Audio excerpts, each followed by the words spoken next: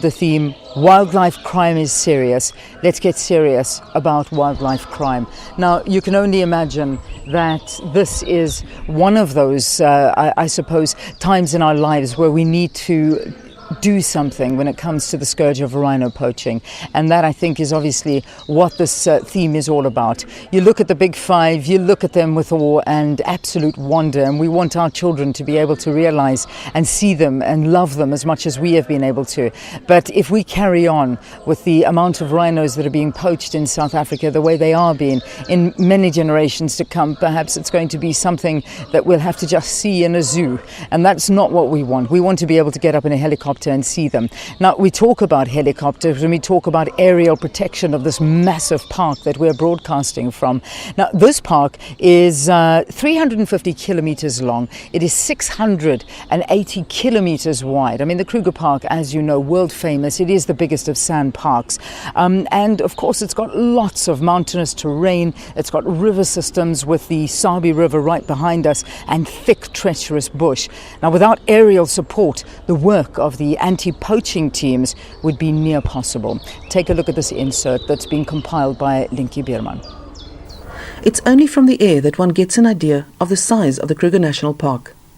It is also from the air that one is able to get a different view and experience the beauty of this unspoilt wilderness.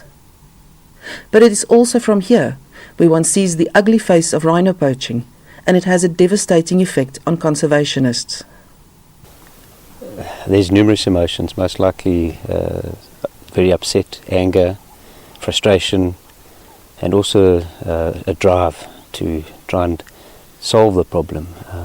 But it's a lot of emotions when you get to a scene such as a carcass like this. Grant joined the Sandparks team some 11 years ago. During that time, he was mostly involved in conservation work. But over the years, it has changed drastically.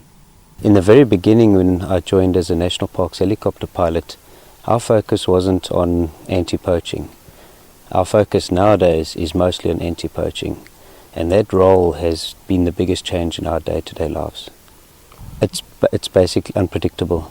My day-to-day work, I can wake up and try and plan as much as I want, but every day it's unknown and unpredictable, and it revolves around anti-poaching and trying to help solve what's going on here at the moment. The helicopter's role is from support, and the support is right from the beginning. So whether we bring a dog, a specialized dog for helping tracking of spoor, or whether it's used as aerial cover during a contact situation, and then after the contact and the arrest, also a medevac, possible medevac, investigators, and possible crime scene management straight afterwards. So the helicopter's role is very diverse, from the beginning all the way to the end, for the whole anti-poaching scenario involved. We have the best resources we have, but you can never have enough resources. But also the day-to-day challenges is just trying to overcome what the poachers will throw at us. And trying to be ahead of them, being before they shoot the animal. That's a challenge, because after arresting somebody and they've already shot the animal, we've already lost that rhino. So trying to stop it before that's a challenge.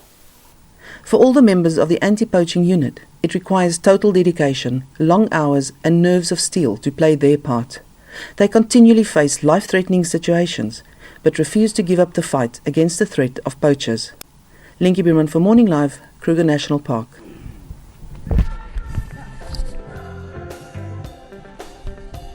All right.